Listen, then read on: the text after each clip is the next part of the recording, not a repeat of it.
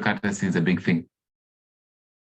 Coding is in progress. I want us to remember we are here today. Specifically, if you're just joining us with the video long after the session is done and you're watching this in retrospect, we have our guest speaker is already here, Isaac Kinu, Chief Financial Officer, AMI, and the topic for today is unlocking success. How do we master the art of financial growth for your business?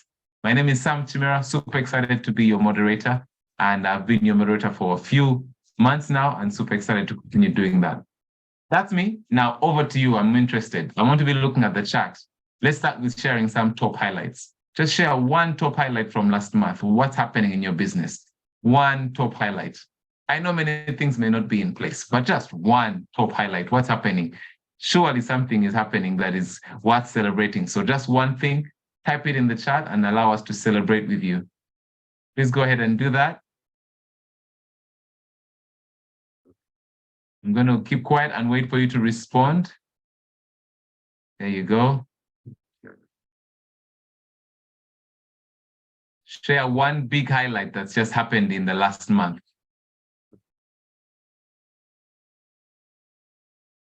Thank you, Murithi. Murithi says, improving on experience and value.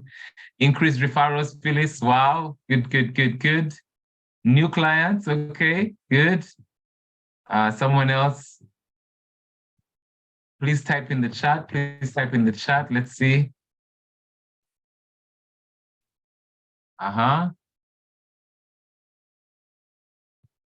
Please type in the chat.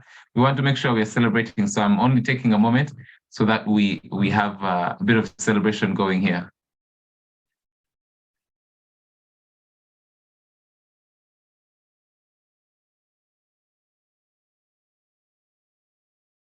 Yeah, okay. I'm looking at the chat right now. Let's see. Secured a contract that I have been waiting for. Okay, good. This is all very good news. Let me see. What else has been happening? So we're sharing one top highlight from the last month. Yes. Let's see. Lydia participated in buying government infrastructure bond for the first time. Hey, well done. Ms. Kitum secured a contract that I've been waiting for. Godfrey is going down, but I hope this month God will do something for my business. Yes, we believe with you. We definitely believe with you. Dr. Irungu managed to file a payee and actually pay the exchequer. Okay. Fiona got a new employee. Okay. Wow. Okay. That's brilliant. George Mumbo, impoverishment in technology. Nice, George. Is this one a highlight? What's happening? Or maybe there's like, you're solving this problem. What's happening? Esther has new clients. I'll read just a few more and we'll celebrate together. Benedict is getting client agreements for tenancy. Let me see. Someone else hosted the biggest beach festival in East Africa this month. Hey, you guy, please tell us what was this one called? I think some of us may have missed it. Airbeat Global. Please also rename so that we can see your name. Let's see. Kenneth got a relatively good LPO. Oh, wow. So there's so much to celebrate. As soon as you hear the claps that are celebrating, please add your claps to it. Add your claps. Well done. Yes, we are celebrating all of you, and especially for those also who did not type in their celebration item. It's not an easy thing to be an entrepreneur. So we definitely don't take it for granted. We want to celebrate you big time. All right. Thank you for sharing that. Now let me move forward to walk you through today's agenda. We're going to hear a welcome note. Then we'll have an interview chat with our guest speaker, and then we'll have a Q&A section. Okay, so a session where we have maybe we'll have 20-30 minutes with our guest speaker, and then we'll have 10 minutes also for Q&A. After that, we'll hear from CoBank on how it can support SMEs that intend to expand, and then we'll have a call to action and then wrap up. So 11 to 12:30, and we like to keep time, so it's really short and sweet. I want to let you know there's a lot that you're going to be hearing that is going to be very beneficial. As soon as a question comes to mind, don't wait for the end, because then we can't take as many questions. I think that happened also the last time. As soon as the question comes up, put it in the chat so that we can keep the conversation going, even as the speaker is delivering, okay? So without any further ado, I want to invite, for our welcome note, Beatrice Nyambura, Manager Trade Finance, and she's from Co-op Bank of Kenya. Beatrice, let's see. Beatrice, are you here? Just double checking. I believe she is, yes. If you could kindly switch on your video and then give the welcome note. Beatrice, you're welcome.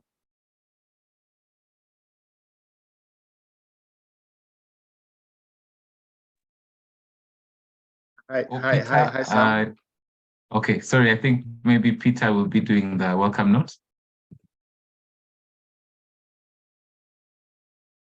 Peter, yes, please go ahead.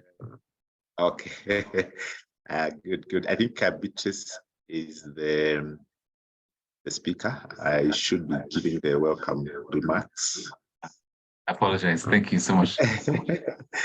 I hope everyone is well. I don't know whether there's an echo from my end. Yes, there's a little bit. All right, just give me a minute. I sort it out. No problem. No problem. In a short while. Yeah. Very good. So maybe as Peter does that, I will tell you a little bit about AMI. And for those of you who have been here, you know very well who AMI is by now. But I want to just re-echo, especially for those who are here for maybe the first or second time. And then we'll come back to Peter. So AMI is African Management Institute. And this session here and these weekly sessions are brought to you by Co-op Bank in collaboration with AMI. As AMI, we are all about enabling ambitious businesses and entrepreneurs across Africa to thrive. The way we do that is through extremely practical programs that we offer entrepreneurs such as yourselves. So through that, we've been able to reach 39 countries across Africa, 42,000 people trained. We love to offer very practical tools. So about 3,000 practical business tools. If you're looking for something to help you to increase your revenue, there's a practical tool that you can use. If you're looking for something to help you to balance your books, track your finances, anything, operational talents, all those different aspects of your business, we have practical tools, and that's what our SMEs who we work with love to receive. We have 55 online courses, content in so many languages, and we absolutely love that we get to work with SMEs and help them on their journey as you change the landscape of our continent. So we're super excited about that. To let you know, this is still an option for you. We have full scholarships. We love to share opportunities like this. So this is Grow Your Business. If you are wanting to take your business to the next level with AMI's Practical Business Learning Program, you're absolutely welcome to send your application through, and we shall definitely respond to you. So full scholarships available. There should be a link in the chat just now. I think Fiona will be putting that up shortly. So we are welcoming you to maximize this opportunity. Just give it a moment so you get the link.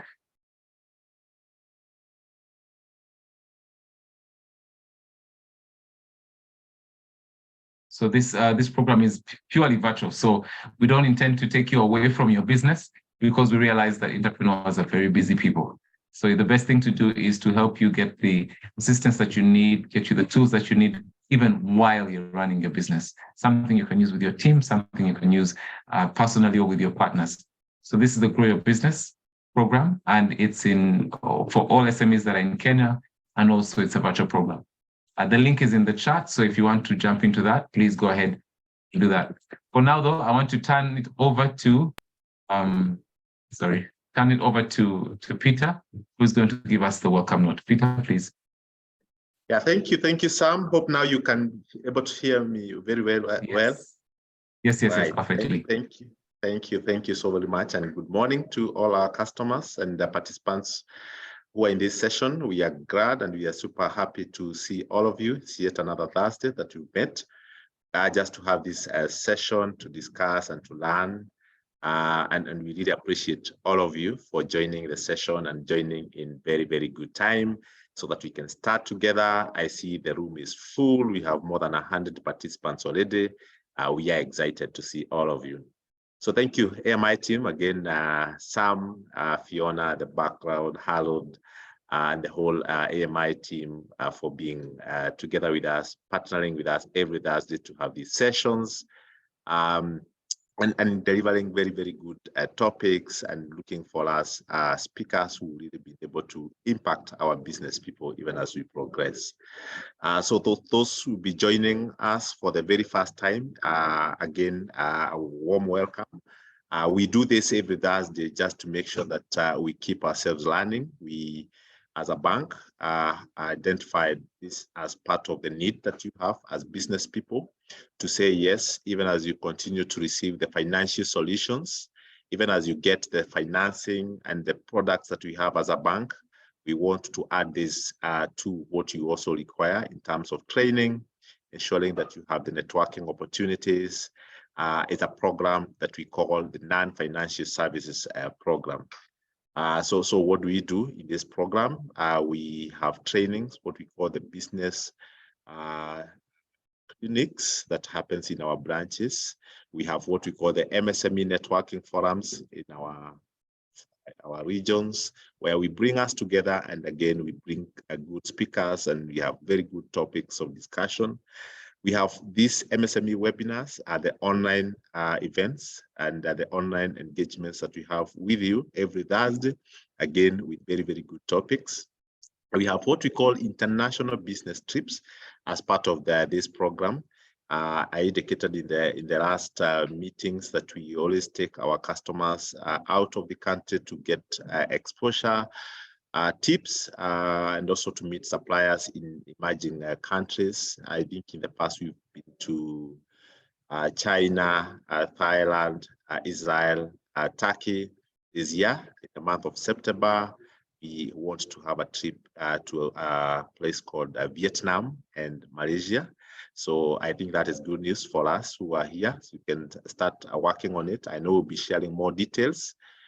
So in the month of September, 23rd to 3rd of October, we are hoping that we'll have this trip just to ensure that, again, we have that exposure and network, and we coordinate and organize a very, very good interactions outside the country. And I think the charges are coming to around $3,000.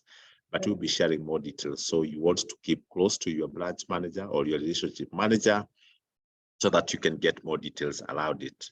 As I indicated, these trainings happen every Thursday. And in the past, we have had finance, sales and marketing, business strategy, operations, people and leadership, legal and compliance, wellness as part of themes that have really guided our discussions. So again, what we are doing is to ensure that we raise your capacity to do your businesses better, to manage them better, and also to be able to thrive even in these challenging times in our economy. And so here we are again, meeting. We have very, very good speakers. We have Beatrice Nyambura from our business banking department supporting trade finance, and she has very good products that she will be taking us through. Again, we have Isaac here. I think a very, very good speaker that we met yesterday, and we hope that we'll be able to get a lot, even as we learn and as we continue to do business. So our topic today is mastering the art of financial growth for your business. And I'm sure by the end of this session, we will have gathered a lot of information. So for us, it's again to welcome you. Karibuni sana. Let's engage through the chat box, through the question and answer session, the Q&A tab. We are here to respond to some of the things, the feedback and the questions that you have. And with those remarks, Sam, I want to hand over back the session to you so that you can continue with the facilitation. Over back to you. Yes, sir. Thank you, Peter. Let's appreciate Peter. We do this every time someone gives a welcome note like this. We definitely need to appreciate as one of our key speakers. And again, I like to mention he's one of the key people behind the scenes making this session happen every week. Thank you so much, Peter. All right. So we've heard from Peter on the website. We already told you a little bit about AMI. Now let's get closer to the discussion of the day. Right. Today, like we mentioned, we're going to be looking at success? How do we unlock success when it comes to financial planning and growth for our businesses? What does that look like? And in order to just give us a bit of context, we're very curious to ask the same question to you. Where are you now in terms of financial planning and growth?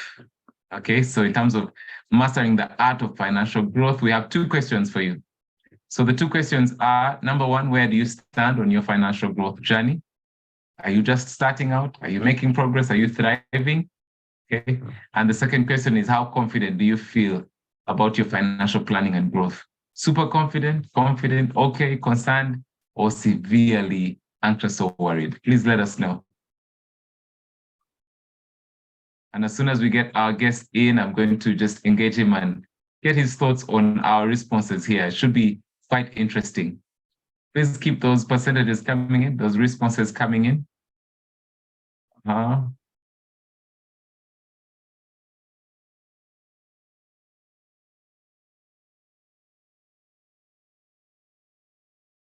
Yes, keep those coming in. Just maybe 1 more minute or so.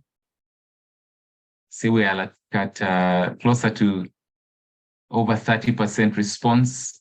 If you haven't responded, kindly do. There's a poll for you to respond. 2 questions. Where do you stand on your financial journey? Are you at the beginning? Are you in the middle? Are you thriving? And then also, how confident do you feel about your financial planning and growth? Okay. If you want to add more information for us to add to the context of the conversation, you can put in the chat, what would you like to know about mastering the art of financial growth? So I'm also looking at the chat. If you have something in mind where you think, oh, this is my opportunity to ask this question, or I want to ask someone to talk about this when it comes to mastering the art of financial growth, I need them to help me understand this or to explain this a little bit better. We can take in that feedback as well. Just a few more seconds and then I'll end the poll. Let's see. George, thank you. Thank you there. So George is already asking, how do I avoid borrowing? Okay. And if anyone can provide that answer, Isaac, I'm sure I can provide that answer. How can you avoid? But as all things, I'm sure there's always a nuanced response. So he'll be giving us the different shades. Sometimes borrowing may not be such a bad thing, but we'll find out. We'll find out.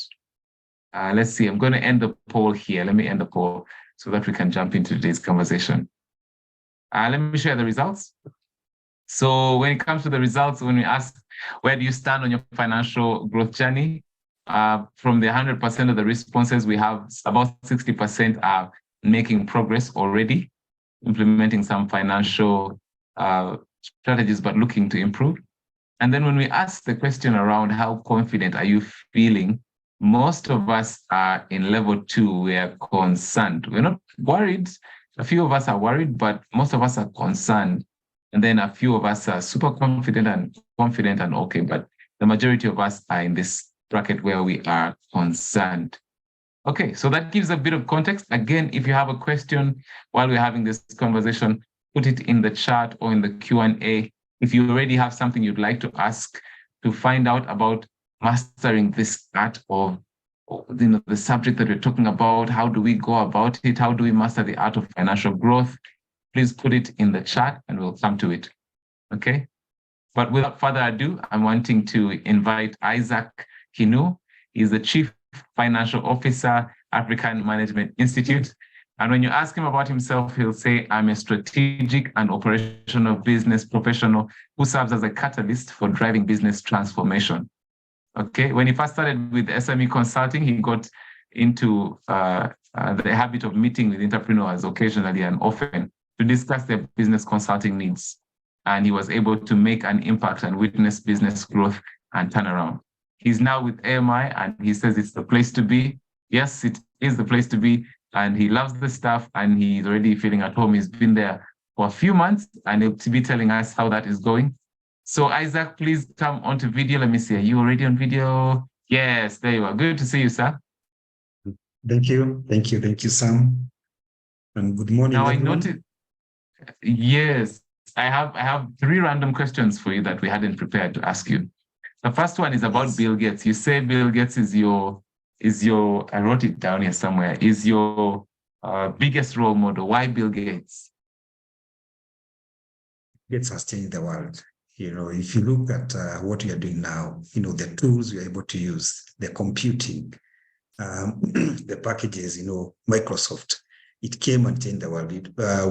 Computer came in when we were at the university, and we could see the tremendous transition that happened. You are able to do much more using the computer than we would do, manually.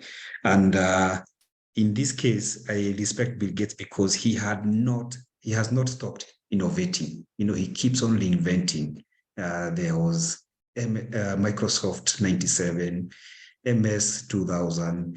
We keep on bringing new tools, reinventing, and his business has continued to grow and grow. And every time, the financial growth for Microsoft, is something that I keep on admiring, and that's why Bill Gates is my role model. Well, the other thing is, I noticed, I think you posted in your LinkedIn 2 weeks ago, you got a chance to meet a giant in leadership and corporate governance. I know that's also a passion point for you. I think it's Martin Odu Otieno, and you got a hold of his biography. Why was that so exciting for you? Martin is one person that will have made tremendous contribution to the profession of accounting, finance, and now he's doing corporate governance and leadership, which is very key for any business to succeed. So Martin went to Institute of Certified Public Accountants and put in several processes. He put in the structure, which gave rise to what we have today, the KCA University. And if you look at his, trajectory, serving at various levels as finance director in the banking and manufacturing sector, then going to the government as a dream team. Most of us remember 1999 when the dream team came to help Kenya, revitalize the economy. And then from there, going to do a lot of work at ACB, and now coaching a lot of us, like C-level executives, on aspect of corporate governance and leadership, putting in ethics. So Martin remains someone that I would want to emulate, and someone I have tracked for several years until recently when I met him during one of the events that was hosted in Nairobi. And for me, it was exciting even talking to him and also joining his class for him to become my mentor. It's amazing. All right. Well, good to see you, sir. And I want to know the third question before we get into is, I'd like your comments. So I'm sharing the results again from the poll. About 60% of us are in the middle. We're making progress when it comes to financial growth. And then the majority of us are at level 2 when it comes to financial planning and growth. What are your comments on that? Yes, looking at the answers as they're coming in, and I could see, concerned, some are confident, others are super confident. And I would say in the matters of financial planning, we are never there, because also it's changing. There are emerging issues in financial management, in financial planning that keeps on coming in. But seeing the responses from the MSMEs and the businesses that are here, it's encouraging, and I can see that we are getting somewhere. There's a time maybe it would be 90%, concerned, but now good progress. And I'll say this is the group, to be. And I'm sure by the end of the session, we'll have discussed and have gained some knowledge, and we can interact also thereafter as you continue working together with CoopBank and AMI. I'm sure things will be better. Good. So I sense some excitement. I see questions already in the chat, already asking about borrowing, assets, how to keep liquid, investment, all those. We will come to those, ladies and gentlemen, we will come to those. But for now, I wanted to have a conversation with Isaac Kinu on financial planning and growth. So Isaac, what's the importance? First of all, what is financial planning, and why is it important for us to discuss this? Yeah, great. I say financial planning or financial growth is of great importance to any business. And I would say that SMEs or MSMEs in Kenya, we have come from that point where I would say there would be no clear separation between the business owner and the business. You'd have everything in terms of finances put in together. And we have seen a quite exponential growth in businesses who have come in to separate, and various players have come in, like we are seeing CoopBank coming in, AMI working to equip businesses with business people with skills. And how do I define financial growth? I would say it would refer to increase, some metrics or some variables. It will refer to a positive, trajectory, of a business and its ability to generate more income, more revenue, more value to the business owners and to the, to all the stakeholders. And how do I mean that? When you say financial growth, what do you look at? You find most of the businesses that come in and they release their results, like banks, and they say there has been growth. So we look at the top line, which is the revenue. Revenue has grown by 20% as compared to the last quarter, to the last year. With that, the profits have increased. We are able to make, to increase the value to the shareholders by making more profits. You look at the business also saying they have gained a market share. They have some businesses will say, I have increased my market share from 50% to 70%. That would only happen to some of the big organizations like Safaricom. But you say, based on the market share and the area that I'm operating in, I've been able to move from 5 to 10%, 20 to 30%. And then what is the asset value? Have I increased in terms of the assets that I hold? If you're operating a business like hospitality, your restaurant, have you increased the outlets?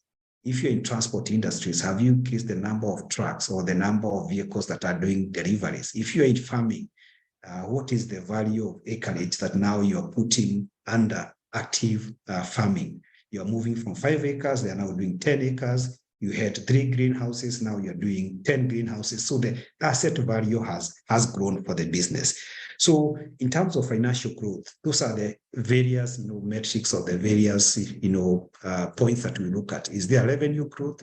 Have you increased on has the profit increased? Have you increased in terms of market share, the number of people or the sales volume that you're able to move into the market? And has your asset value grown or expanded within that period? Yeah. And what's the connection? Yeah.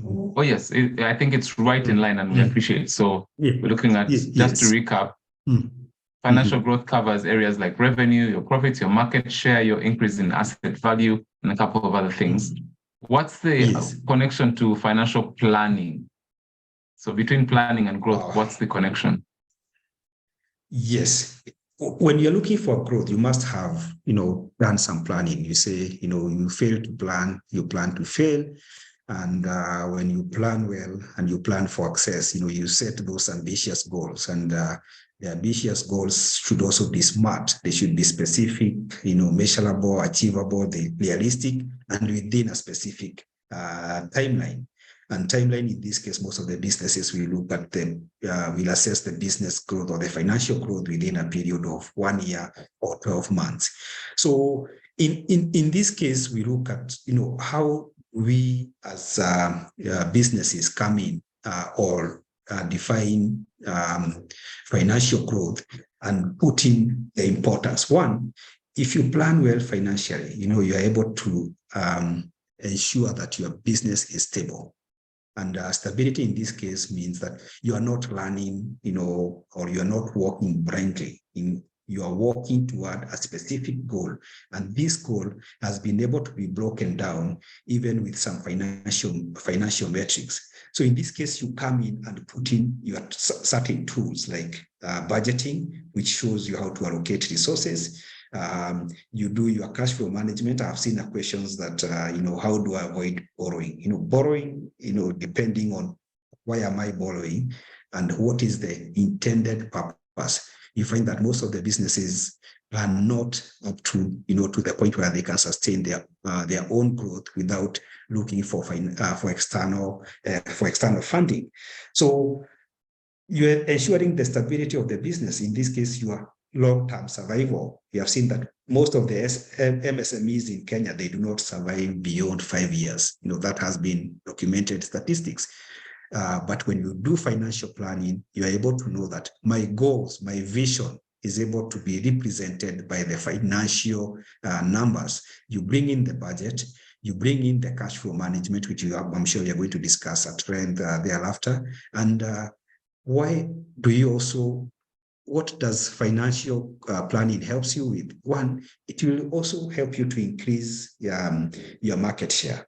If you have planned your finances well, and there is opportunity for expansion, you are able to pump in money into that, into those businesses. You find someone is working on, a hardware business. Started with one hardware business. Now they have 3 or 4 in various locations. How was that achieved? It's because they did proper financial planning, and they were able to translate the overall organization goal using the certain tools like budgeting and cash flow management to be able to expand that. The other importance of doing financial planning is that you're able to create, job creation. Someone said was able to employ an additional employee. Why do you employ an additional employee? Using you allocate resources. It means the business is growing. You need more hands. You need more, more people to come and handle that expansion. So in essence, you're also creating jobs and be able to increase demand for your services.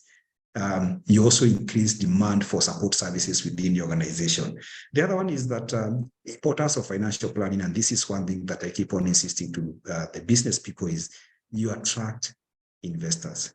You attract investment opportunity. One, you attract investors into your business where they can see that there is proper planning that has gone into place. You have proper records.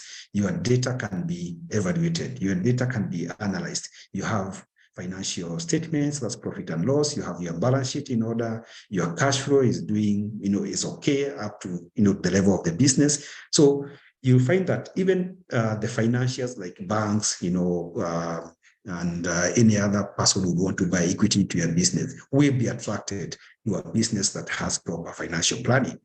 The other side is that if you do proper financial planning and you have, reserves, you have excess cash flow, you're able to take advantage of investment opportunities outside. Someone said they was able to, to make investment in bonds. When you're saying what is the most exciting thing that has happened since the last time, someone said, I was able to invest in bonds. That shows that the business is able to generate cash, and that cash, you have some surplus that the business is taking advantage to be able to invest somewhere. So when you do proper financial planning, you're able to attract investors, and also yourself, you're able to take advantage of investment opportunities. And investment opportunity does not mean owning bonds.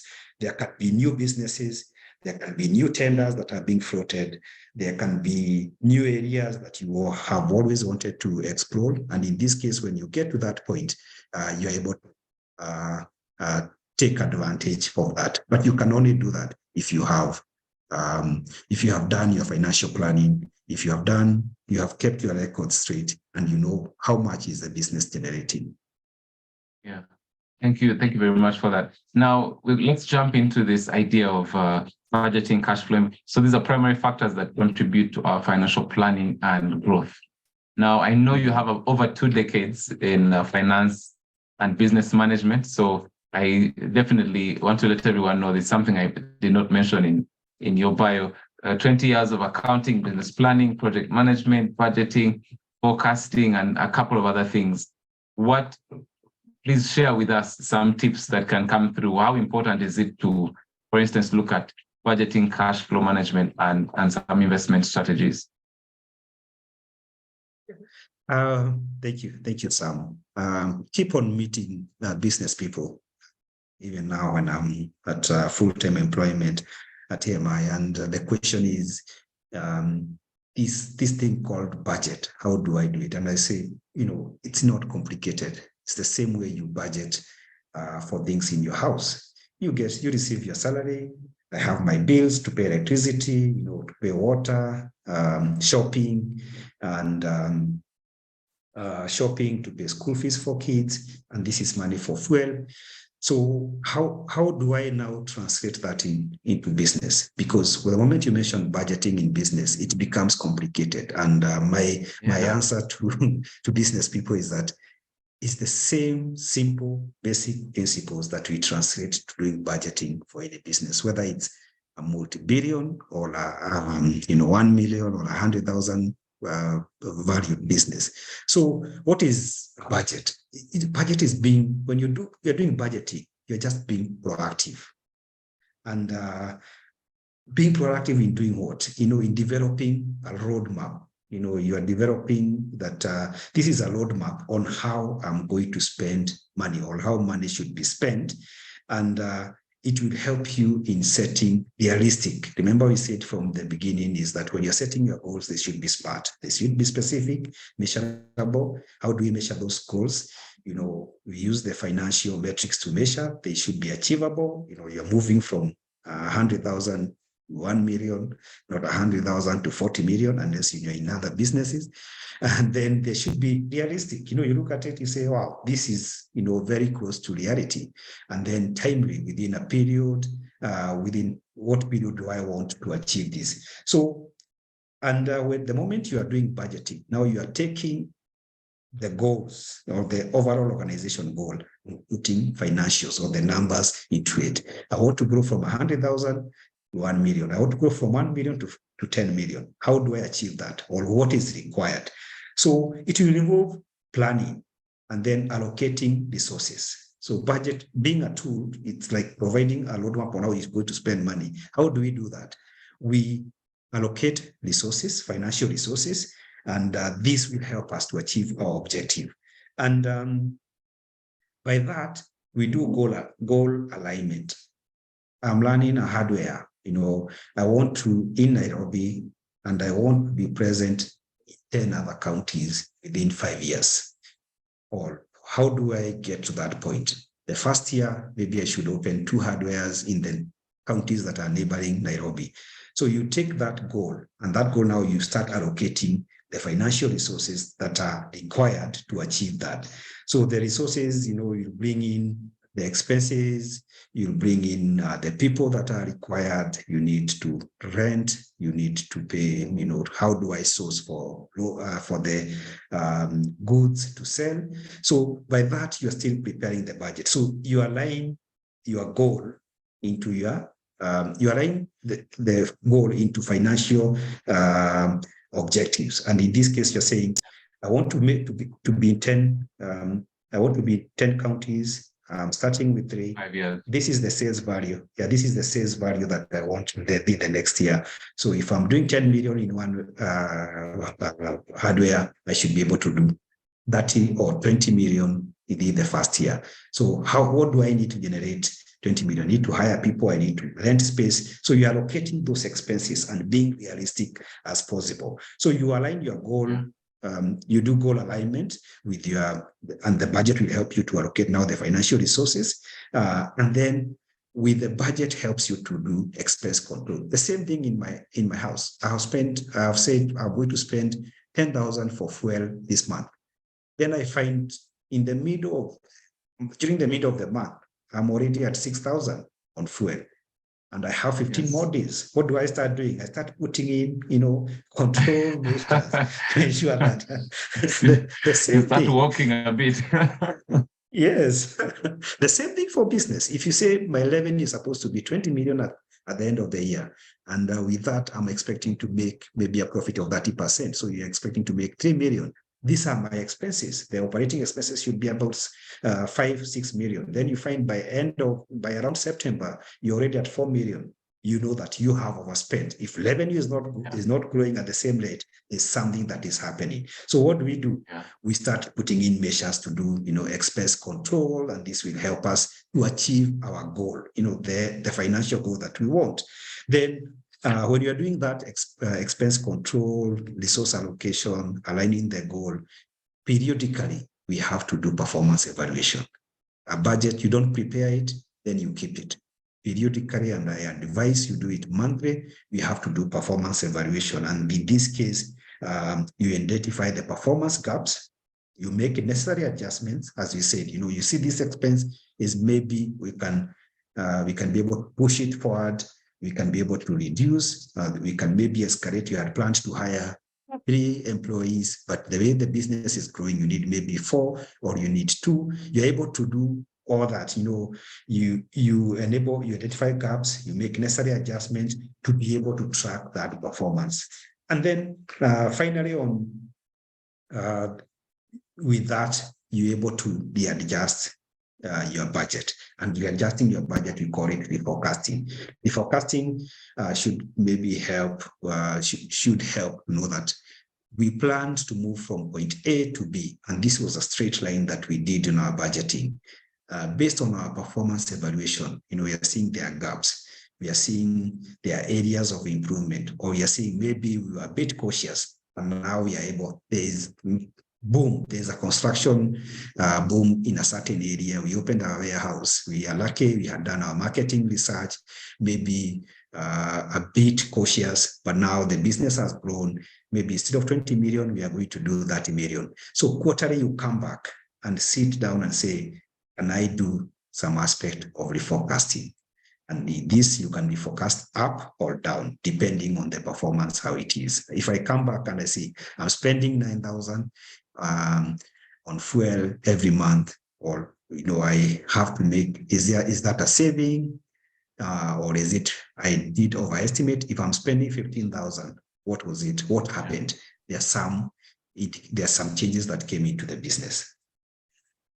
So I noticed, and again, thank you for this. I noticed there's a connection between, so for planning and growth, it sounds like decisions are critical. Whoever is in charge of the process has to constantly be making decisions. But to make good decisions, I seem to see a connection between that and data analysis, constantly reviewing. So some of us entrepreneurs, Isaac, we're here and we're saying, I don't quite know the information, the data, but I have a good, I have a good gut. My gut tells me if this business opportunity comes, we invest in that.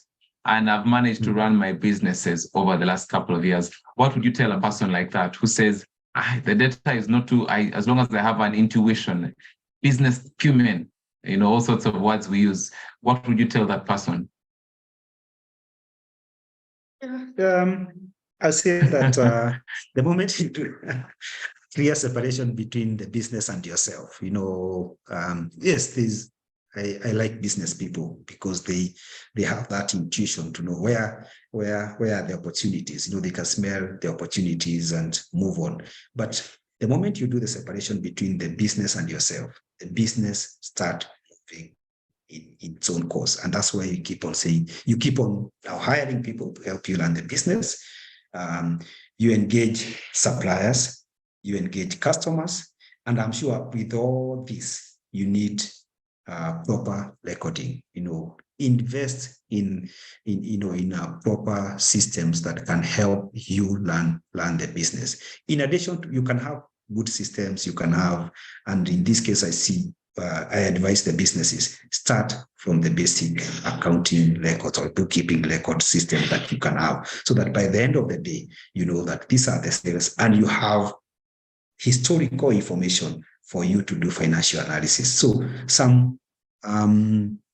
there are some systems that have been developed, and this will include like QuickBooks, Sage, and the likes, to help you capture the information that you require. Because without records, without data, it will be very hard for you to do proper financial planning and plan the growth. Because growth is not only by yourself.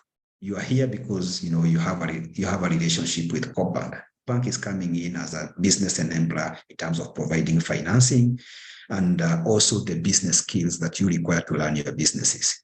I'm very sure that any financier coming into your business want to see records. I'm sure also when you're putting in the tenders, there is a requirement that you should give us, the financial records, audited financial statements for the last 5 years, for the last 3 years. How do you get that if you have not had proper records that have been maintained? In addition to that, it's very important for you to complete the whole cycle of financial records, to have rely on experts. I see the whole, the consulting industry is not well developed in Kenya. We have most of us calling ourselves consultants, doing everything, including, talking and of a cup of tea. But engage experts, seek expert advice.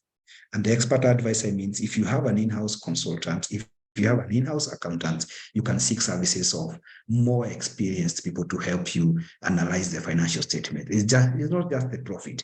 Every number tells a story. If you are making a profit of 300,000, what is the story for you to get there? And how can you be able to use the data you have to improve your business and to grow and to be more, to make your business more, independent of yourself? That every number tells a story. I absolutely love that. Now, Isaac, you're also an expert when it comes to risk management, and Anthony Mwangi is asking a question: how do I manage risks while at the same time being ambitious on growth?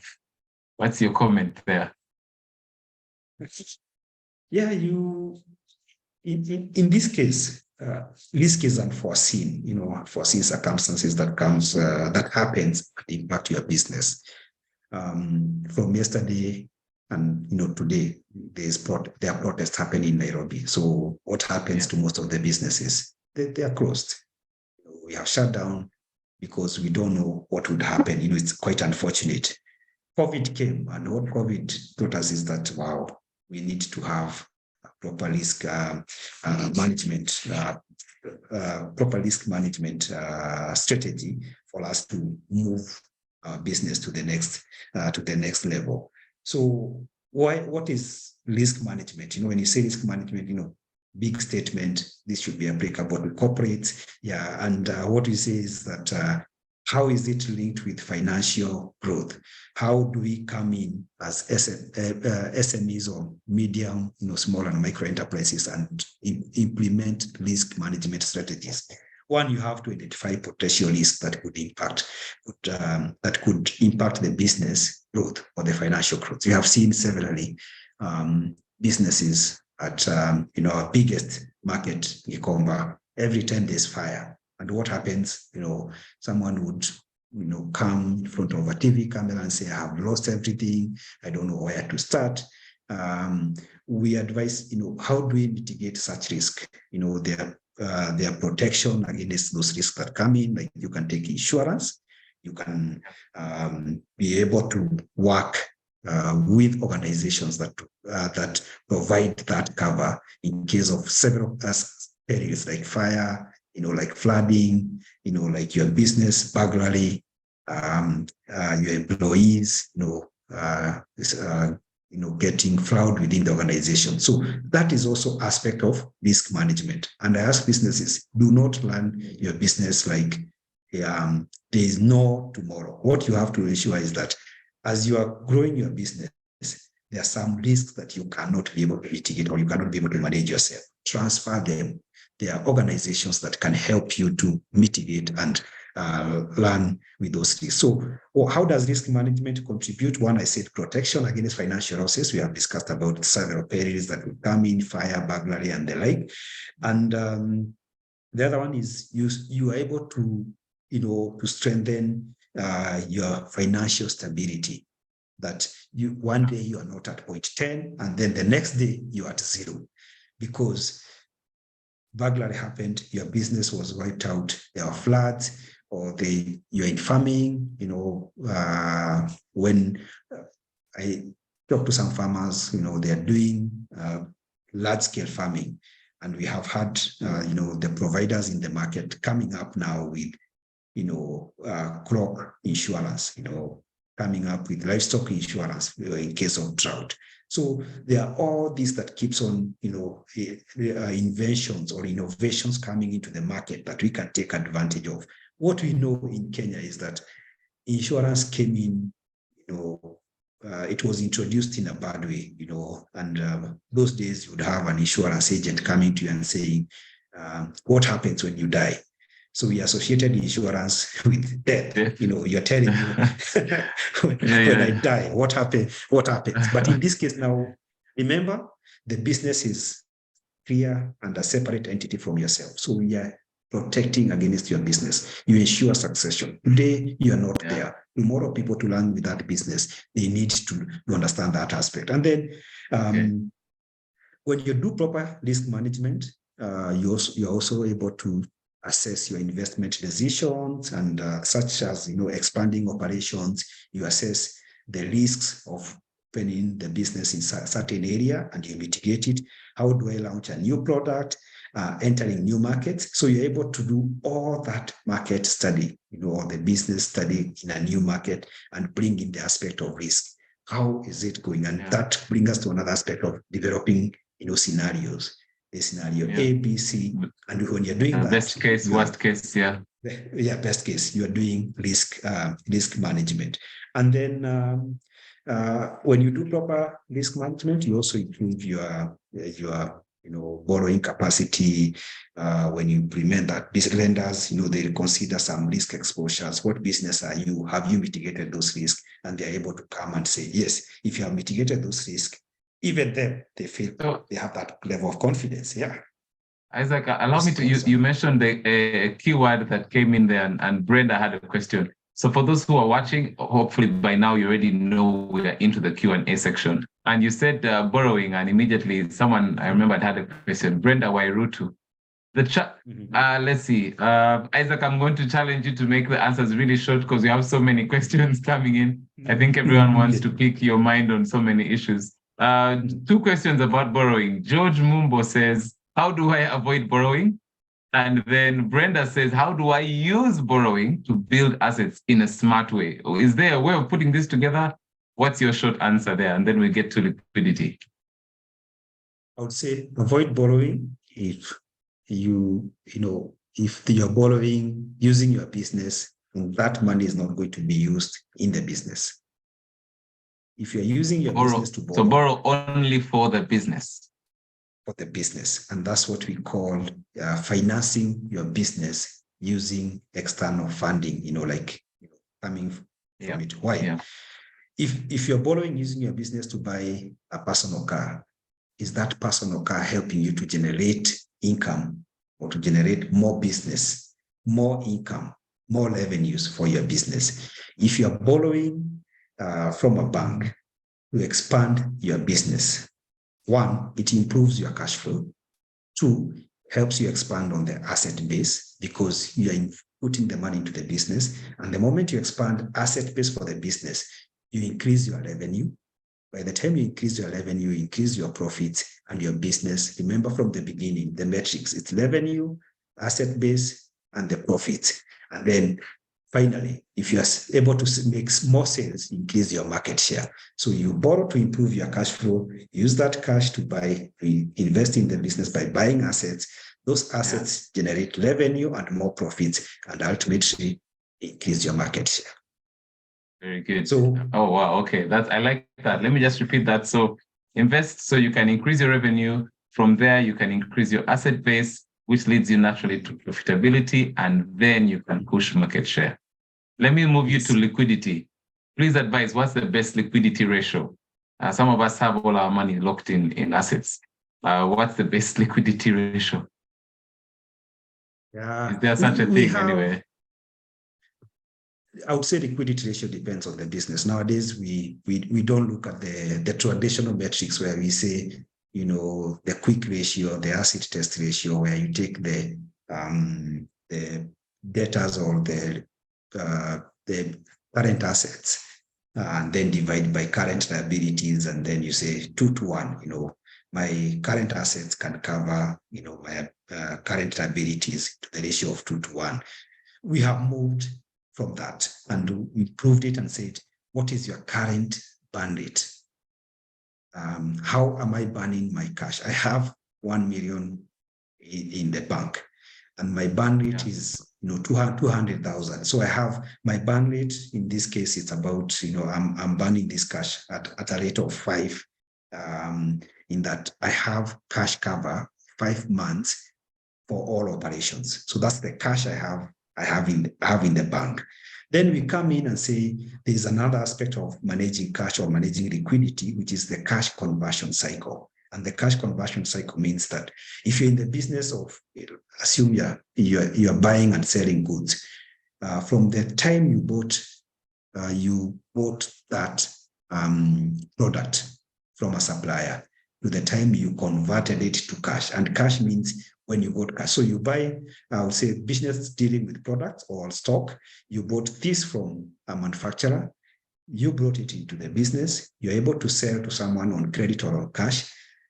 What is the period from the time of buying to the time of converting it to cash, and that cash is in the business? So liquidity is determined by the business. And I would say that's why I don't want to give a blanket answer where you say that ensure that you have, 2 times, of your current assets, because some of the assets cannot be liquidated to cash. So liquidity, we are looking, what is the amount you have in bank or cash and cash equivalents that can be utilized to run operations. So what cover do you have? I have 5 months of cash that can be able to cater for my operation. So you're saying your bandwidth is about 20%,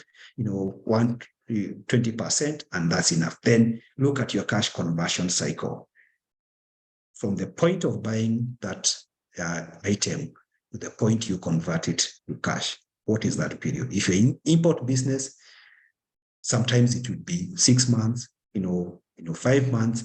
And that's why other external funders like, banks come in to help you mitigate or reduce that period, where now they'll come with the letter of credit, they'll come with trade financing to help you be able to navigate this period and move forward. I'm sure I'm not a banker, but I know CoBank will have talked about this more. Yeah.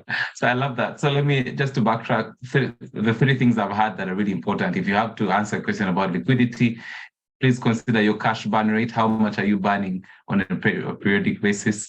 Look at your cash at hand. How much do you actually have? And then also look at your cash conversion cycle. That will then inform your opinion on liquidity. Don't just guess it. Again, it comes back to data. I love that. Okay, we have 2 more minutes. Quick question. Isaac, you're such a wealth of information. I don't want to stop you, but let's see if we can get a short answer. Phyllis is asking, okay, we're talking about growing and planning. Please tell us, what are the most ideal investments for us to be thinking about? Then I'll ask you one last one about a role of technology in that process. But for now, what are the most ideal investments? See, we have like 150 businesses represented here. And I'll tell you, there are people outside looking at your businesses and asking, how can I invest in this business?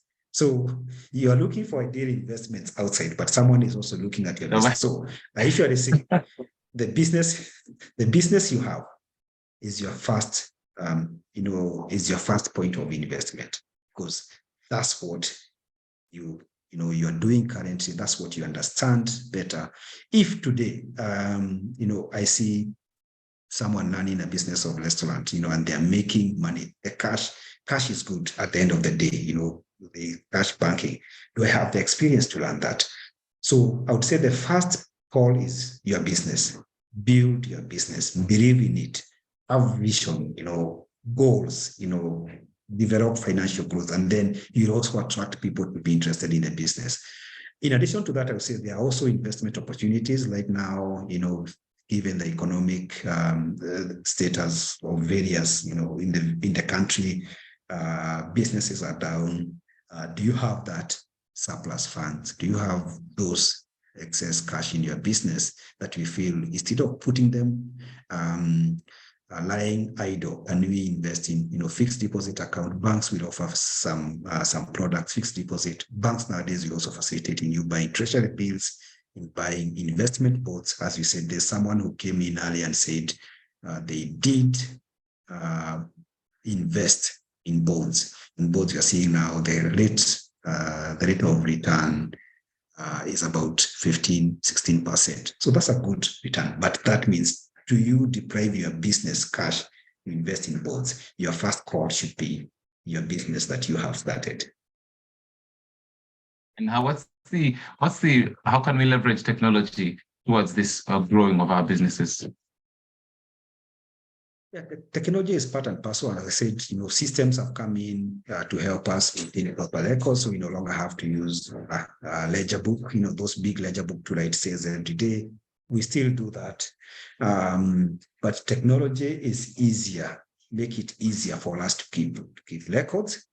Technology will also help us to connect with the outside world because we are able to get information on what's happening. Most of us now understand what is happening in Russia, in Ukraine, in Europe. Why? Because technology has been able to bring that information closer home. Technology also helps us as entrepreneurs or business people to be able to improve our business skills. We would say AMI currently, we are doing virtual training and reaching out to you to give you some of the skills that you'd have close your business to attend a class. So then technology also allows in the normal trading of the business, buying and selling. You don't have to travel to China. You don't have to travel to India to meet your supplier. You don't have to travel to meet your customer. We have had online businesses, you can sell to someone in Kisumu while based in Nairobi. Why? Technology has enabled that. You can source for your raw materials in China, using your smartphone or using your computer. And then technology has also enabled, the ease of doing business in terms of finances. You can do transaction from the comfort of your home. You can pay the suppliers. You can engage your financial provider. And would say technology is an enabler in the business. There are some who are able to make technology as their business, those who are in tech business. And for us who are in other businesses, technology is a very big enabler to our business. Thank you so much. Let me see if there's just one more question. I want to take as many questions as possible, but as anticipated, many are coming at the end. Let me just read some submissions. Peter Mboya on borrowing says, my small take on borrowing is borrow when you know that your business will generate enough cash to pay the loan and remain with positive cash flow once you have paid the loan obligation. Depending on the source of funds, there should be concerted efforts between the financial and the business on how to work together to help the business grow and be at a positive position to pay off the loan and so on and so forth. So thank you very much. Fiona says, good debt is for investment. Bad debt is for consumption. So the moment you're getting a debt to consume, this is not good news, okay? And Phyllis says, simplifying it, borrowing is appropriate if the purpose is to generate income. I think the borrowing issue was definitely a big one. I want to say a big thank you. To Isaac for being here. His contacts are on the screen. There's an email there that you can reach out to Isaac. Isaac, I want to say thank you so much for honoring our invite and to come and make your way here with all your wisdom, with all the years of experience that you've had in the finance and in all these different aspects, because I know you are an expert with accounting, business planning, project management, budgeting, forecasting, strategy, risk management, financial modeling, and a host of all other areas of expertise, and we definitely appreciate you. So in this session about mastering the art of financial growth, Isaac, what would be your parting shots to all our 150 plus entrepreneurs who are here?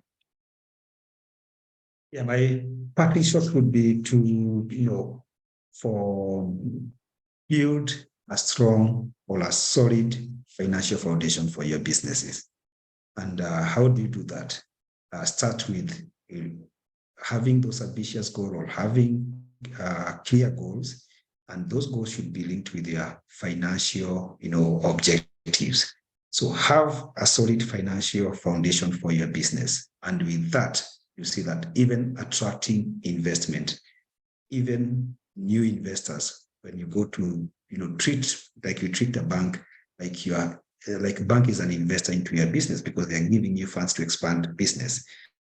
When you build that strong, solid foundation, it will be very easy and you'll make your business very, very attractive. And that's when you see, you hear businesses going from being medium. We have, we have had, the club 100 million, the businesses that are at 100 million. We have had those businesses, graduating and moving all the way to become, 1 billion businesses. How has that been done? They built a strong financial or a solid financial foundations. They maintained records. So data is key. Financial records are key. And then they were able to take advantage of the opportunities. So time is short for us to discuss this topic, Yes. mastering the art of financial growth of your business. But later, maybe questions and answers, we can, through the core bank, AMI, we can be able to answer some of the questions that you have, reach out to the team, and we'll be able to help where we can. Thank you so much. Ladies and gentlemen, let's give a round of applause to Isaac Kinu. There's claps going. Catherine, who has been here for many sessions, says this is the best session so far. So please come again. Thank you, sir. All right, that was Isaac Kinu, our Chief Financial Officer, AMI. If you'd like to reach out to him, his contacts are on the screen. It's the Chief Financial Officer, AMI, a wealth of information, quite intentional on what he's doing, and he's a consultant in so many fields. So thank you so much for that. Right now, I'd like to turn my attention to Coop Bank, and we'll hear from Beatrice Nyambura, who is the manager and in relation with trade finance. She's going to speak to us about some of the offering that Coop Bank has for us. Beatrice, you're welcome. Sam, and good afternoon. Good afternoon to our good afternoon to you. Yes, and customers and partners.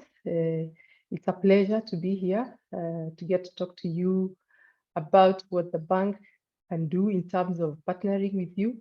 We've had a very nice session with Isaac, and I've taken some few pointers from him, and it was a very good interaction on what we can do to, of course, increase on our revenue as businesses.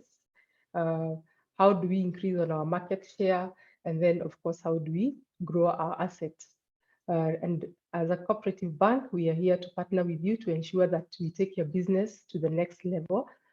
For today, we'll be focusing on trade finance. And basically here, we are moving away from the traditional banking where you come to the bank, we give you money, and you go do your business. We are now looking at other instruments and solutions that we can bring on board just to ensure that you're maximizing on your revenue, as well as mitigating some of the risks that come from doing business either locally or internationally. So basically, just to define what is trade finance. Trade finance is basically the facilitation of trade, be it locally or internationally. We appreciate that our customers come from local, that is within the borders of Kenya and outside. And Uganda, for instance, being one of our major, as a country, we export a lot to Uganda. Some there can attest to that. And of course, to other countries in the UAE and China and in Europe. So which are these solutions that the bank has to ensure that your business is well funded in terms of working capital? To start us off, I would want to talk about solutions that basically avail you working capital.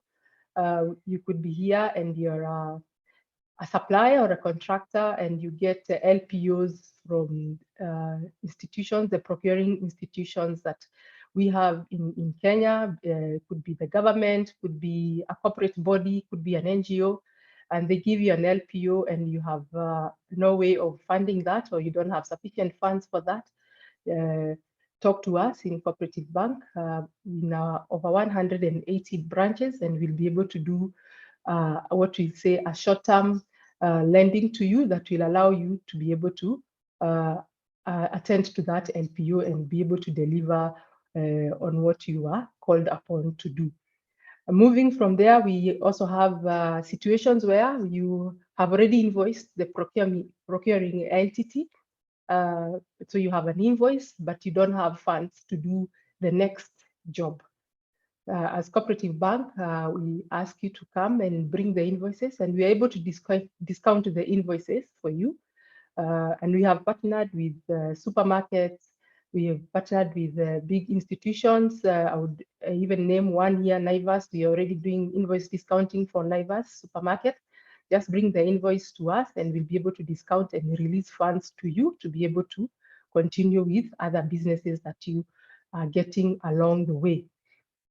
We also do post-import finance. You've already imported your goods, but you don't have money to continue funding. So basically what we do as a post-import finance, we allow you from the period when you imported your stock, we allow you a period of time to be able to sell the goods and pay to the bank, and that we release some short-term facilities to you to do that.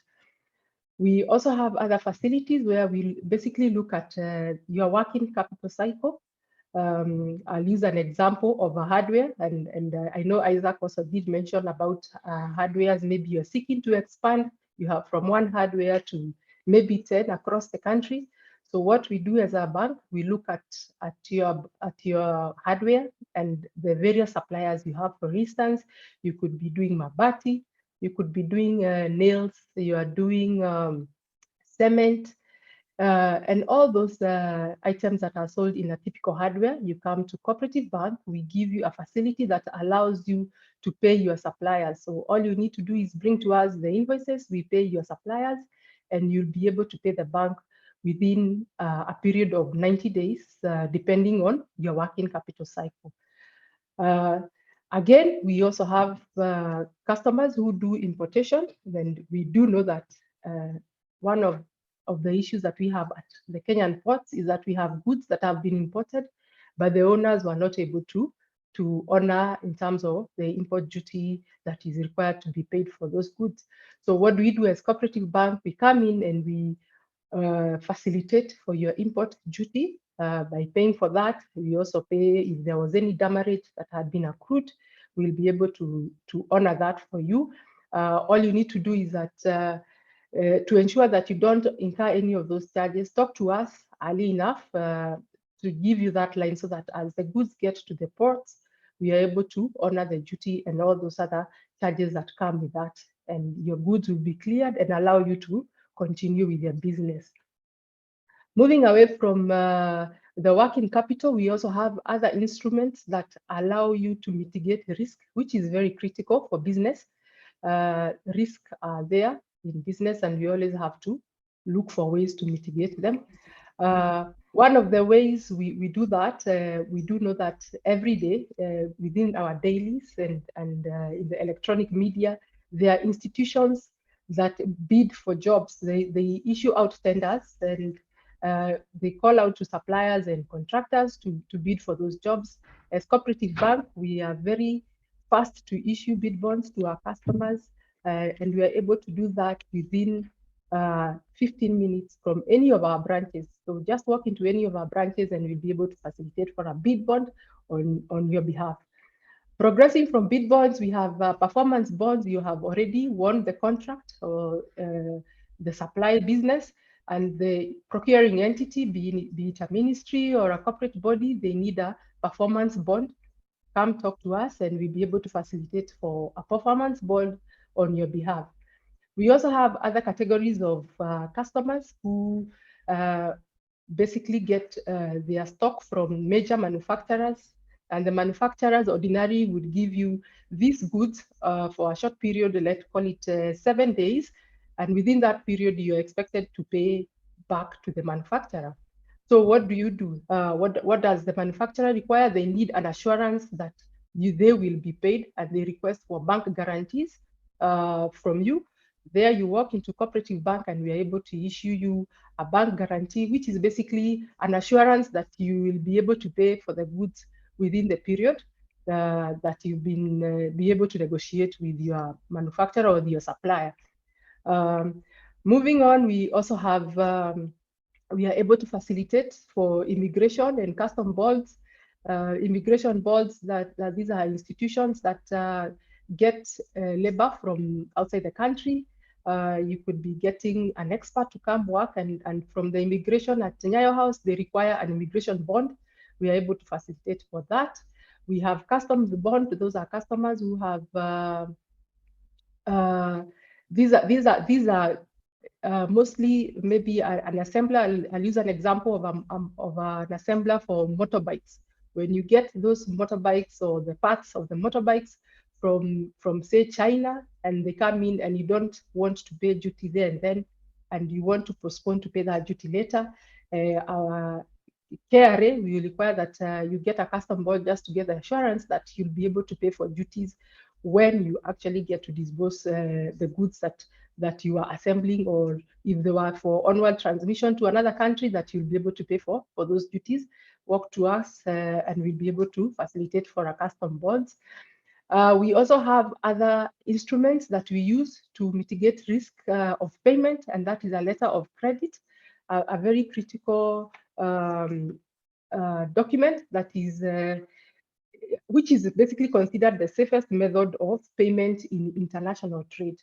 When you are negotiating for terms to your importers or the people who are exporting to you, kindly engage on terms of letters of credit, because then you'll be assured that your goods will reach to you in good time.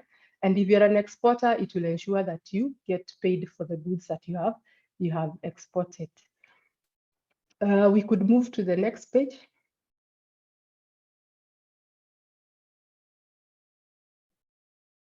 Mention as we move there that when you are engaging in international trade, of course, there are risks that are affiliated with that. And for that, you require, be it that the goods are coming through air, or they're coming through the sea or on land, you are required by law to have marine insurance.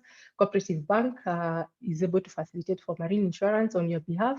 We have partnered with about 18 insurance companies, and you are able to negotiate for very good terms on your marine insurance requirements. Here I was looking at this page. I'm looking at the bank guarantees. And we have said that is an instrument that the bank issues on behalf of the customer to facilitate the customer access goods on credit from your manufacturer, or it could be a large importer. And here we are targeting traders who are basically wholesalers, ordinary customers who would get a credit window to allow them to sell their stock and pay back to the manufacturer or their supplier. We are looking at distributors, agents, petrol stations. We have supermarkets and suppliers. All these are customers that we are able to facilitate to have bank guarantees to give to their suppliers. We also have customers who are in the construction industry, the contractors. For them, we also do facilitate for performance bonds on their behalf. We also have hardwares and of course, suppliers to those contractors. We can proceed to the next one.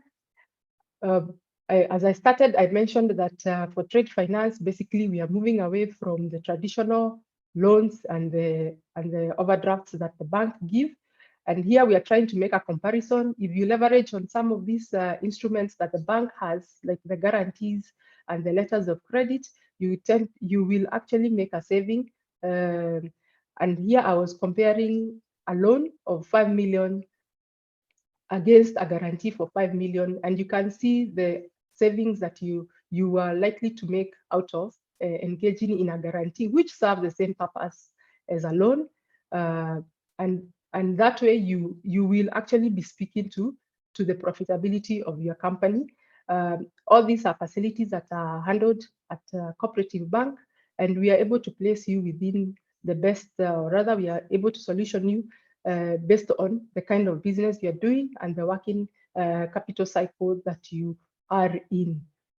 And the list is huge. Those are just to mention. I can say that when you come to Cooperative Bank, we are able to look at your business and we are able to solution you accordingly so that we offer you the best solution. I want to believe we have some questions, but before I leave, I can confirm that we have branches and we have individuals within those branches, the branch managers, the business bankers, the service desk. All those people are equipped to be able to address to all of your financial needs, just talk to them and you'll be able to be attended to. Thank you very much. Beatrice, I have some quick fire questions. I know we have only 4 minutes to the end of the session, but I don't want to miss out on these questions. Amina is asking, are you funding LPOs at 100%? LPOs, we are able to do 60%. We do 60% of the LPO. 60%. Okay, Yes. Thank you for the quick answer. Anwar Ibrahim is asking, on performance bond, what are the requirements for a client? For performance bond, of course, there is the usual requirements when you're engaging with a bank. That is the KYC documents, their IDs, the certificates, the financials, that is your books, and the statements, the bank statements. But most importantly, for performance bond, we want to see that you have been able to engage in similar contracts in the past. So we'll need a schedule of contracts that you've done in the past. Yeah. And then someone is asking, Anthony is asking, what are the requirements for getting an LC? For LCs, we will require, again, the usual KYC documents from the bank. Then we will also need the pro forma invoice with the entity that you are engaging with, just to be able to engage the term, either the pro forma invoice or the contract, so that we can see the trading terms that you have. And that way we are able to structure the LC accordingly. Okay, and let me see if there's one more question we can take. Thank you so much for the quick answer. Peter Mboya is asking, please educate me, what's the difference between SBLC and LC on site, and what are the charges?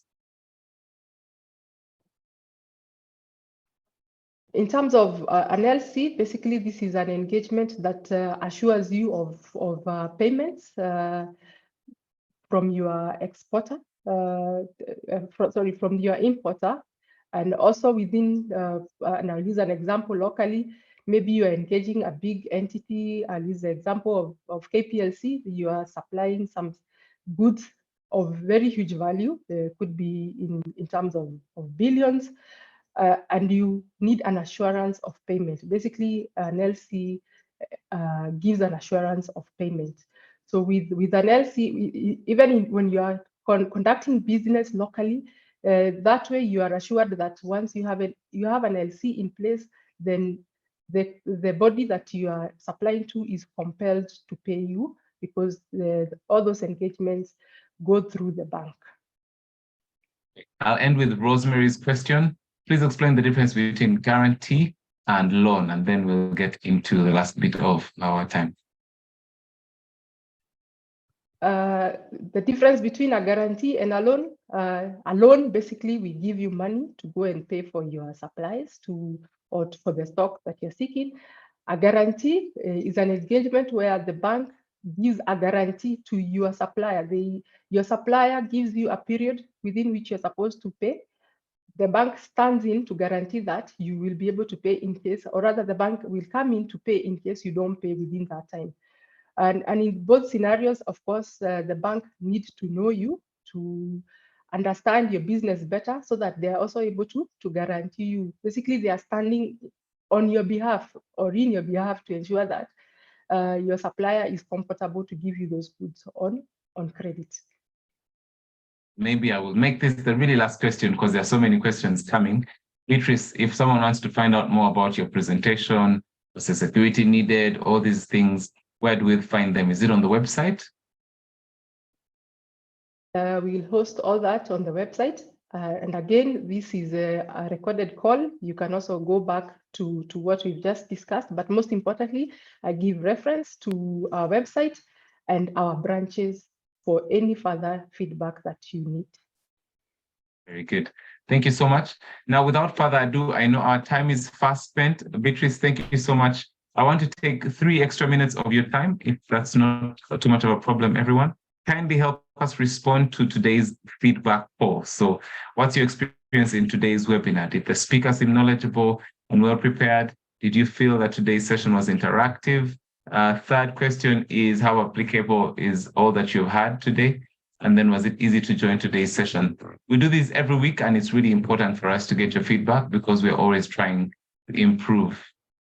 And maybe as you do that, I'll let you know the next thing I'll do. Some of you have been asking, this was a great session. How do I make sure that I get a copy of it? So you don't need to wait for an email. I'm going to be showing you how you can easily access this soon after the poll. That's like the last thing I'll be doing.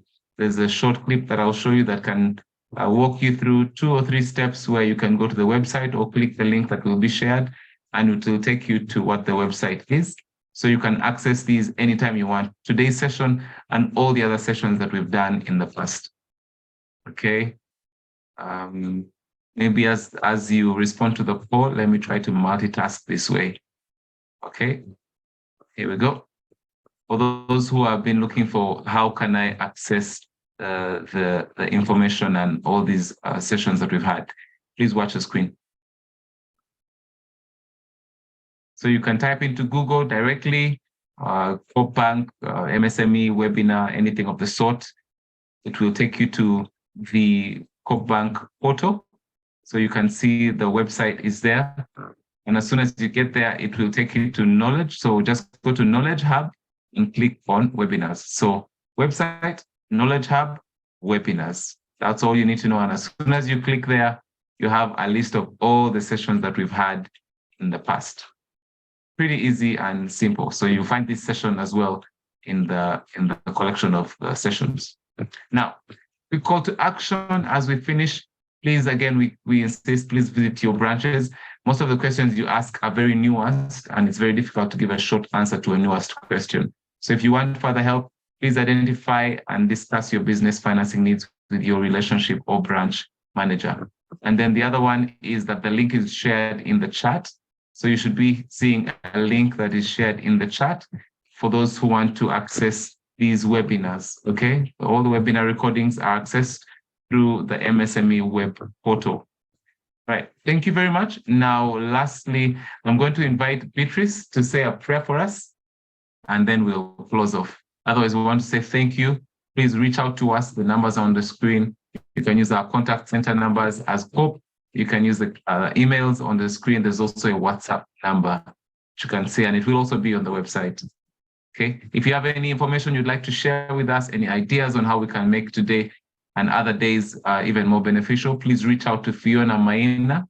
She's working constantly behind the scenes to deliver great sessions. And if she doesn't work, none of this happens. So we definitely appreciate her. Fiona Maina, her number is on the screen and her email as well. Beatrice, if you don't mind, if I could kindly ask for you to say a prayer just to close us off and to bless our businesses as we also get back to work. Sam, I'm reminded here that we need to remind ourselves to join every Thursday, same time. Yes. Yes. Every Thursday, yes. Same time, we will be here. So yes, thank you for that. Beatrice, please pray for us and then we'll close. Okay, let's bow our heads. Thank you, God, this morning, this afternoon, Jehovah God, for bringing us this wonderful platform to share, to learn, and to implement all that we've learned, Jehovah God. I want to bless each and every family, every person represented here, Jehovah God, every business represented here, Jehovah God. We want to pray that you'll be with us. You will see us through the day and throughout the year. We want to pray that the unrest that is going around the country, that Jehovah God, your mercies and love shall prevail and peace shall abound in this country of Kenya, Jehovah God. We thank you, Father, Lord. Bless each and every person here. And as we get to meet again, Jehovah God, we shall sure be happy and thankful to you, God. This we do pray, trusting and believing in Jesus' name. Amen. Thank you so much. God bless you, everyone, and see you next Thursday, same time, 11 to 12:30. Bye-bye.